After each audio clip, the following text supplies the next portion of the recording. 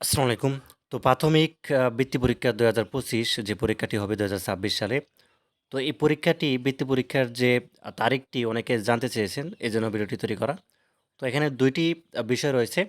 তো এই ২ টি বিষয় আমরা ক্লিয়ার করব এবং আসলে এক্সাক্টলি কত তারিখে পরীক্ষা হবে, একটা সম্ভাব্য তারিখ কিন্তু জানিয়ে দেওয়া হবে। ঠিক আছে? এই ভিডিওটির মধ্যে। তো অনেকে অভিভাবক রয়েছেন এই ভিডিওটি দেখতেছেন। তার আগে একটা অ্যানাউন্সমেন্ট রয়েছে, সেটা আমরা শুরুতে একটু দেখে নেই। আচ্ছা, ইতিমধ্যে অনেকেই অবগত আছেন যে প্রাথমিক বৃত্তি পরীক্ষা ২০২৫ এর জন্য আমরা স্পেশালি শর্ট একটা সাজেশন তৈরি করছি, যেটা পড়লে যথেষ্ট। এটা পড়লে বাচ্চাদের জন্য হচ্ছে যথেষ্ট হবে। তো এই সাজেশনটা নিতে চাইলে যে নাম্বারটি রয়েছে স্ক্রিনে, এই নাম্বারটির মধ্যে WhatsApp বা ইমো আছে। এখানে সহজে যোগাযোগ করে নিতে পারবেন। ঠিক আছে? তো পিডিএফ আকারে WhatsApp বা ইমোতে সহজে নেওয়া যাবে। আর মূল্য হচ্ছে মাত্র ৳১০০। তো যে নাম্বারটি রয়েছে, এই নাম্বারটির মধ্যে WhatsApp বা ইমো আছে, ওখানে নেওয়া যাবে। আর পেমেন্টের ক্ষেত্রে নগদ বা বিকাশে পেমেন্ট করতে হবে, নাম্বার এটাই। আচ্ছা, এখানে ২ টি বিষয় চলে আসে, অর্থাৎ প্রাথমিক বৃত্তি পরীক্ষা ২০২৬ এ যে অনুষ্ঠিত হবে সেটার ব্যাপারে।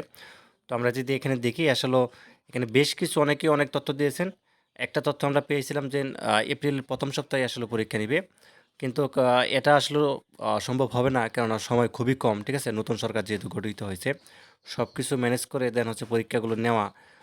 যেহেতু ১ জন আর ২ জন তো না। ঠিক আছে? সারা বাংলাদেশে যেহেতু পরীক্ষা এবং কিন্ডারগার্টেন যেহেতু এড হচ্ছে, কিন্ডারগার্টেনে ২০% পরীক্ষা দিবে।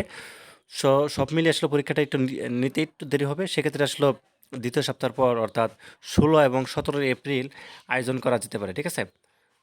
এরকম একটি আ আমরা নিউজ পেয়েছি মূলত। ঠিক আছে? এখানে দেখতে পাচ্ছি। তো আর এখানে বলে দেওয়া আছে আসলেও সরকারি যে প্রাথমিক বিদ্যালয়, তারা ৮০% অংশগ্রহণ করবে আর ২০% হচ্ছে কিন্ডারগার্টেন থেকে। তো মোটামুটি এই ছিল আপডেট আরকি। ঠিক আছে? আপাতত হচ্ছে ১৬ এবং ১৭ এপ্রিল আসলে আয়োজন করা হতে পারে, এরকম একটি আ অর্থাৎ জানিয়েছেন একজন কর্মকর্তা বিশেষ করে। তো ধন্যবাদ সবাইকে ভিডিওটি দেখার জন্য। আল্লাহ হাফেজ।